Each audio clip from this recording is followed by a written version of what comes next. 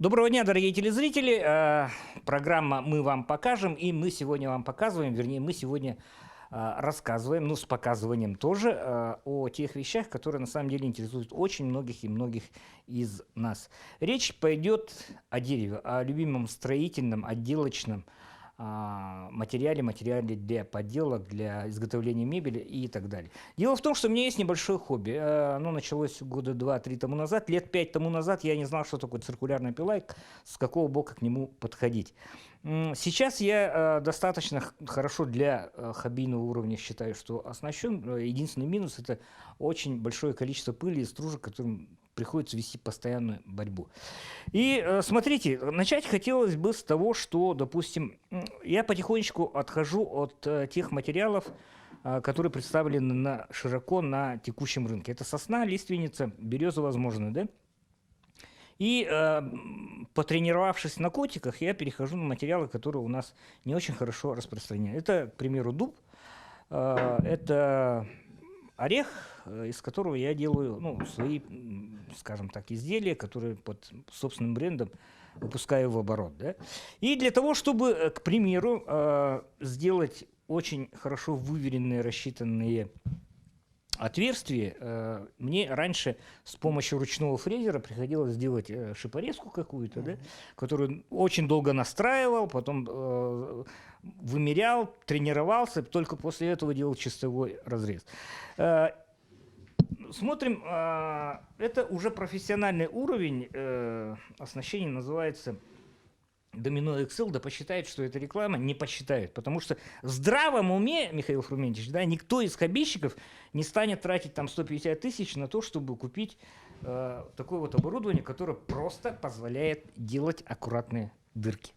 Я к чему? Вообще любое производство, мы сегодня будем говорить о деревообработке. Да? И сегодня у нас в гостях большой специалист, шаман большой, кандидат технических наук, специалист по деревообработке Михаил Хрументьевич Лавров, преподаватель Северо-Восточного федерального университета. Михаил Хрументьевич, у нас странная парадоксальная ситуация. Да? Любимый строительный материал дерева в наших краях, он отходит потихонечку на второй план. Что происходит? Ну, это связано, конечно, с повышением стоимости пиломатериалов. От этого мы на сегодняшний день никуда не уйдем. Пиломатериалы будут дорожать. Вот все мы, когда в этом году началось повышение, да, вот летом, мы считали, что почему оно повышается? Китайцы виноваты. Нет, не китайцы виноваты, а может быть и американцы. Вот если смотреть с точки зрения, скажем, стоимости пиломатериалов, да, вот, основной производитель – это Китай. То есть он перерабатывает нашу древесину, покупает в России и далее уже продает на американские, канадские рынки, да, где потребление в целом очень огромное. Вот. Стоимость, например, этим летом пиломатериалов в США, да, хвойных пород, она составляла $1300. Вот представляете, да, закуп. И Китай, он как основной, как сказать, производитель, он закупает эти пиломатериалы где? В России. Ну, где там лесов нет, да, где подешевле. Здесь опять же вопрос такой, а будет ли понижение стоимости, если есть такой запрет круглого леса, да, вот типа круглого леса у нас не хватает и так далее и тому подобное. Нет, цена будет повышаться и, наверное, на стоимости 40 тысяч за кубический метр это как бы нормальная цена, которая будет у нас в течение 3-4 лет уже установлено. Да. И это не парадоксально. Как есть потребитель, есть цена. Да? То есть если он покупает за, скажем, за 100 тысяч долларов, то есть за $1000 закуп, то в любом случае будут туда и продавать. Вот. А здесь, вот, например, вопрос такой, когда же цены понизятся, да? Вот когда то есть экспортный материал будет стоить дешевле, вот тогда и у нас цены будут. Ну, вроде бы Якутия у нас, говорят, она не экспортирует материалы, да? Но, понимаете, если наши производители на данный момент не ухватятся за этот момент, то есть когда можно повышать стоимость, то просто они останутся у корыта. Скажем так, Красноярской, на Красноярском крае, там, Иркутске и так далее, да, уже нету леса делового практически. Там у нас здесь есть такое понятие, как плечо перевозки. Здесь у нас 70 километров, это большое, говорим, да, то есть транспортное. И, скажем, в Иркутске уже она составляет 200 километров, 400 километров, то есть только плечо доставки. И они уже смотрят на наш рынок. То есть в скором будущем они сюда придут. Просто когда это будет, еще неизвестно. Да? Вот. В ближайшем будущем, в любом случае, мы всегда говорим, что мы должны производить 1 000 000 кубов. Вот эти 1 000 000 кубов будут именно приезжие компании, огромные. И они, скорее всего, все наши местные компании поглотят. Это и Алмаз, уже она практически наполовину продана, да? Вот, осталась за малыми предприятиями, такими как Диамантер. Вот вроде бы она большая компания, для Якутска смотрим. Но с точки зрения глобальных она совсем мизерна. Она производит всего лишь 5 тысяч, 10 тысяч кубов. Максимум может производить на данный момент. В то время как, например, производство пиломатериалов, вот, скажем, Илим и так далее, там миллионами считается. 500 тысяч – это для них совсем мелочь. Да? Почему они, то есть наши малые компании, они не смогут конкурировать в ближайшем будущем с такими большими компаниями? Ну, понимаете, чем больше производства, тем у них дешевле материал. Вот, например, возьмите здесь, да, вы производите вот такие табуреточки. Стоимость этой табуреточки, вот, оцените в работе, да, 1 час вашего времени, да, если вы будете продавать, вы будете оценивать в какую сумму? Ну, я думаю, 2000 рублей. Как не ниже, да. Не ниже, да. Что... То есть вы потратите на изготовление этой табуретки 20 часов минимум. Да. Да? И получается 40 тысяч. Никто покупать не будет. За 40 тысяч никто. Поэтому только хобби. Да. Скажем, крупные компании, вот эту табуреточку, они смогут сделать за 15 минут. То есть у них все станки стоят автоматизированные, все разрезается, и мы в конечном итоге получаем стоимость 5 тысяч. Вот вы стулья видите, да, всюду продаются у нас здесь 7 тысяч стульев. Когда мы сами делаем, она будет стоить 15-20 тысяч. Для того, чтобы быть более конкурентоспособным, компании нужно что? Новые технологии. Новые технологии это... К примеру, такие, как в масштабах моего производства вот эти. Потому что вот эти пазы я изготовил буквально за все, да, буквально за 10 минут. С использованием вот современных инструментов. Ну вот, и вы стоимость сократили работы вот этого, да? Ну, скажем, было 40 тысяч, стала она уже... 18 тысяч. Да. 12 тысяч вы сэкономили.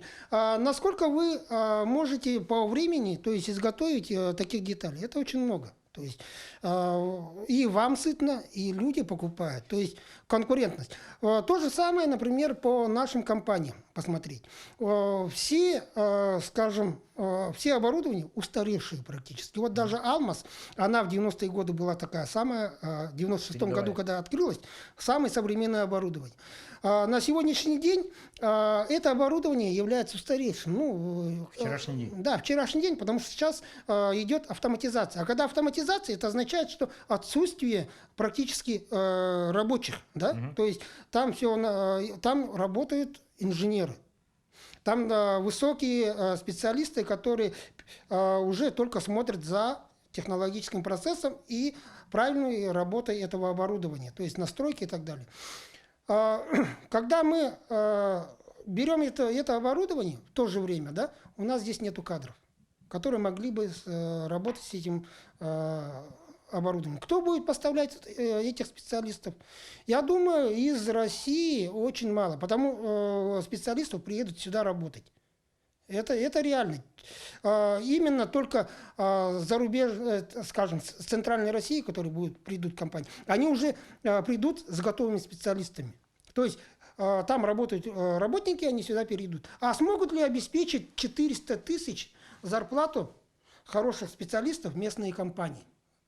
Вот представляете, вот там, в общем, да, хорошие инженера, они получают 300-400 тысяч зарплаты. Это не секрет. Просто у нас нет подготовленных кадров, их нужно мотивировать. И на данный момент, процесс глобализации деревообрабатывающей промышленности, Влияет очень сильно. Да, она будет. И, подготовка кадров все-таки она будет играть большую роль. И хотя все мы перешли на бакалавриат, да, специалистов хорошего профиля, специалистов именно, сейчас будет очень мало в нашей промышленности, не хватать. Откуда это пойдет, скажем, крупные предприятия, они будут сами готовить специалистов. Михаил Фрумич, под смотрите, себя. вот у нас прошедшее лето очень трагическими вот этими событиями ознаменовалось. Да? Энное количество миллионов гектар, скажем так, лесных угодий были подвержены лесным пожарам. Да? Мгм. Вот смотрите, у нас укрупнение поселений, оно шло несколько этапов. Вот смотрим, 60-е, 70-е, когда укрупнялись поселения, там строили из местного материала. Мгм. Рубили лес, рубили из местного материала. Да? То есть первая волна, вот, скажем так, промышленного освоения лесных ресурсов пришлось на 60-е годы. Ну, вот такого масштабного. Да. Послевоенное время. Послевоенное время, да. Да. Укрупнение поселений. Смотрите, сейчас мы всегда говорили, что строиться из дерева – это наидешевлейший способ. Мгм. На текущий момент это абсолютно не так. Ну, давайте проиллюстрируем вот этот момент. Ну, если взять по стоимости деревянных домов, все-таки на данный момент, да, конкурентом для древесины нету, да, потому что каменный дом строить это долго, это нужно фундамент, а особенно много, скажем, расходов уходит на сам фундамент, да. То есть это нужны специальные сваи устанавливать и так далее. А деревянный дом, он идет на ленточке. Все, то есть любой человек, любая бригада может строить деревянный дом. И на этом также мы приходим к такому моменту, что наш деревянный дом, он по качеству всегда хуже будет, да? Считается. Почему? Потому что любая бригада, то есть вот вчерашние, скажем, учителя и так далее, вот спортсмены, скажем, собрались и говорят, давайте построим дом, да? И они начинают этот дом строить. При этом по технологии, как это должно строиться, что из себя представляет древесина, что такое усадка, что такое, как ее обезопасить, чтобы древесина, например, не сгнила, да, чтобы было тепло. Они этот вопрос, скажем, даже не знают, не ведают. Все приходит с опытом, говорят. Опыт, он должен передаваться от отца к сыну. От наставника к ученику. Да, от наставника к ученику. На данный момент опытных людей, которые работают, они работают и работают под большие компании. То есть, скажем, простому человеку взять на улице бригаду, это означает, что дом будет недостроенный, либо некачественный. Да, вот. От этого никуда не убраться. Вот, например, на улице по объявлению вы можете найти за 3500 рублей за квадратный метр. А когда вы обратитесь в компанию, стоимость этой работы может составлять и 8-10 тысяч. Да? При этом, скажем, не факт, что это является их работник. Потому что маленькое предприятие, она не может содержать себе на данный момент работников на постоянном уровне. То есть это обычно те же шабашники, которые идут под контроль этих предприятий и строят такие дома. Вот. Вопрос о том, что как поймать, построить дом подешевле, можно построить подешевле. Просто вам кредит никто не выдаст под работу шабашника. То есть у него нет права работать, у него нет предприятия, ООшки, который имеет определенные допуски и так далее. Вот только на этом и строится весь момент. Да? Вот мы платим за то, что человек имеет право работать. Предприятий. Михаил Фрумович, есть еще момент такой, что мы якутяне, сибиряки, дальневосточники, очень гордимся нашей природой, нашими теми сортами, видами деревьев, которые у нас произрастают. Да? Мы очень с гордостью говорим, на сибирской лиственнице стоит Петербург. Это факт, на самом деле. Да? Но по факту свойства обработки хвойных пород дерева, да, они оставляют желать лучшего. Потому что вот ту же лиственницу без должной подготовки, скажем, без термосушки, да, применять, я бы не рекомендовал ни новичкам, ни это. Ну, выгнет, так выгнет. Ну, там огромная, скажем так, мощь и сила, которая может не то что предмет мебели скривить начисто, да, он может дом сдыбить, на самом деле. Огромная сила. Да? Поэтому я вот еще раз говорю, перехожу на такие твердые породы, которые более стабильны, более менее требовательны, вернее, к процессам подготовки. Вот у нас, кроме подготовки кадров, да, это первый момент, потому что вы задействованы в процессе подготовки кадров. Кроме подготовки кадров, готова ли республика осуществлять масштабную обработку древесины? И вообще, есть ли у нас сырьевая база для деятельности таких компаний? Ну, опять же, мы апеллируем к опыту «Алмаз», апеллируем к опыту там, МАЗ, «Диамантер» и других. Ну, если взять, например, саму лесосырьевую базу, да, то у нас всегда говорится, есть такое понятие, какой объем древесины есть на 1 га. Да? Вот, например, взять Иркутскую область, Центральную Россию, там примерно в среднем составляет 130 кубов на 1 га. У нас 70. 80 га, то есть кубических метров на 1 га. Стоимость переработки вот этого, поэтому у нас дороже будет всегда, да, по стоимости. То есть мы не конкурентоспособны вообще производить. Если, например, у них лес есть и у нас лес есть, то у нас всегда будет дороже лесозаготовка. Второй момент – это дороги. То есть у нас дорог практически нет. То есть лесных дорог. Строительство 1 километра составляет от 3 до 10 миллионов. Вот. И представьте, если у нас, например, уже, скажем, плечо составляет 70 на данный момент, да, доставки, то для дальнейшей переработки нам нужно еще и 30, и 100 километров идти, а леса нету. То есть качественного леса рядом с населенными пунктами, они практически уже закончились, да, в Витиме. Поэтому по поводу того, что мы можем ли производить, можем. Просто нужны большие вложения. А эти вложения будут, конечно, уже на конечном продукте. То есть на пиломатериалах, которые мы будем получать. Стоимость пиломатериалов, ну, она, если и останется на такой стоимости, то это будет уже спасибо. Да, это уже большое спасибо. На самом деле, после одного из выпусков нашей программы «Подворье», в котором мы с Михаилом Фрумевичем поджигали опытные образцы деревьев, да, еще раз, я абсолютно не против дерева. Я очень люблю дерево, люблю обрабатывать. Жить, возможно, хочу в хорошем, стабильном доме из дерева. Да? Но у дерева есть свои минусы. Это теплопроводность, которая оставляет желать лучше по сравнению с той же пенобетоном, из которого построен гараж. Да? Или свойство гореть, которые мы продемонстрировали, но свойство гореть можно нивелировать там различными огнезащитными материалами, которые, кстати, в которых большой специалист Михаил Фрумевич. Так что, если обращайтесь в СФУ, кафедра технологии деревообработки. Деревообработки Михаил Фрумевич Лавров. Но у нас, еще раз, вот те жители нашей республики, которые хотят жить в частных домах, у нас все-таки процесс оттока городского населения в частный сектор, он идет. Да. Этому причин огромное количество. Это и, скажем так, большая, вернее, отвратительная звукоизоляция. То есть мы слышим весь, скажем, демографический процесс, который происходит. Да? Ну и коронавирус сыграл на этом. Да, очень-очень сильно. Кстати, люди захотели просто отдельное жилье, которому устраивать частное. И вот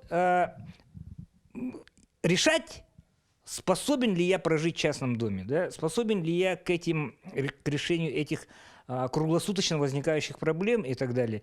Это в любом случае приходится на уровне отдельного домохозяина, на уровне отдельного человека, который будет финансировать процесс как строительства, так и эксплуатации. Потому что, еще раз, стоимость строительства – это одно, стоимость эксплуатации Это здания совсем – это другое. совсем другое. Поэтому, еще раз говорю, век живи, век учись. Я в любых моментах очень живо, с большим интересом отношусь к тому, чтобы общаться с хорошими и умными людьми, такими как Михаил Фруменчич, такими как Альберт Кардашевский, Егор Слободчуков и так далее. И изучать те аспекты, которые... Вот у нас зима минус 40, не каждый строительный материал способен выдержать данные, скажем, явления. Вот давайте вот как бы завершение лекции. У нас время заканчивается, да, Михаил Фруменчич? Что бы вы пожелали тем жителям республики, которые хотят, во что бы то ни стало, хотят строиться из дерева? Ну, первое, это, конечно же, культура пользования материалом. То есть древесина, она требует особого щепетильного отношения. Начиная от покупки пиломатериалов. Например, скажем, ни один потребитель не знает свои права при покупке пиломатериалов. Что представляет себя сорта? Сколько сортов в древесине? Вот, например, когда продают нам пиломатериалы, у нас идут первый, третий сорт. Да? Сюда видим. Что входит в третий сорт? Большинство людей не знают, да, там может быть и острый обзол, который недопустим. Второй момент, это, конечно же, пиломатериалы должны быть влажностью ниже 22%. То есть, когда покупают потребители, они должны быть уверены, что завтра этот пиломатериал не посинеет. Даже вот, скажем, на глобальном уровне, да, российском, на российском уровне, сейчас уже вводится такой термин, как древесина грубо обработанная и обработанная. Что означает обработанная древесина? Это древесина, сейчас идет термин такой, с влажностью ниже 22%. То есть это должна быть камерная или атмосферная сушка. Там нет разницы в том, где она, каким способом высушена. Но она должна иметь влажность ниже 22%. И после этого она становится беспошлинной на экспорт. То есть такой момент. Для потребителя 22% это и называется экспортная влажность. Но как обеспечить, да, вот не все производители, которые здесь у нас продают пиломатериалы, у них просто не хватает мощности. То есть для того, чтобы была влажность 22, это необходимо что сделать? В этом году заготовить, в следующем году продать. То есть она должна быть выдержана в течение года при атмосферных условиях. Да? Скажем, а как же обеспечить нам, чтобы древесина не посинела? То есть нужна какая-то культура обработки пиломатериалов антисептиками. Только в этом случае, то есть можно обеспечить, то есть себя гарантией, что дом будет хороший, белый, покупая за 25 тысяч рублей. Цена, то есть стоимость обработки, она на стоимость материала не сказывается. То есть копейки уходят. Соотношение такое. Соотношение, Щадящее. да. Щадящее. Ну, скажем, на один куб уходит 22 рубля. Нормально. Нормально. Спасибо, на самом деле, большому специалисту. Еще раз говорю, у нас сегодня в гостях в нашей импровизированной мастерской был специалист по деревообработке, преподаватель Северо-Восточного университета, доцент же, да? Да. Доцент кафедры технологии Технологии деревообработки Михаил Фруменчич Лавров. И мы сегодня говорили о тех вопросах, которые постоянно возникают не только в эфирах, они возникают в соцсетях, они возникают в автобусе, на кухнях где-то. Да? Людям хочется жить в частном доме, который пропитан запахом древесины. На самом деле дерево – это очень экологичный такой материал. Не путайте, пожалуйста, с ЛДСП и производными от деревянных стружек. Это совсем другое. Ну, я хотел бы подправить, да. Вот, деревянный дом здоровый является экологически чистый, пока в нем не поселился гриб. Вот, О, всё. да, на самом деле. И правильно обрабатывайте, еще раз, до стадии строительства нужно подвергнуть очень хороший наш экологичный материал правильной обработке, таким как сушка, удаление нежелательных, скажем так, процессов биологических, химических и так далее, и так далее. И еще раз, вопрошающий да будет услышан, ответы будут даны. Есть очень хорошие и серии публичных лекций, да, и есть онлайн-материалы, которые для любого интересующегося могут дать вопросы, как нужно правильно начинать эксплуатировать Деревянный дом. деревянный дом, жилое помещение, которое сделано из дерева. Увидимся в следующих выпусках.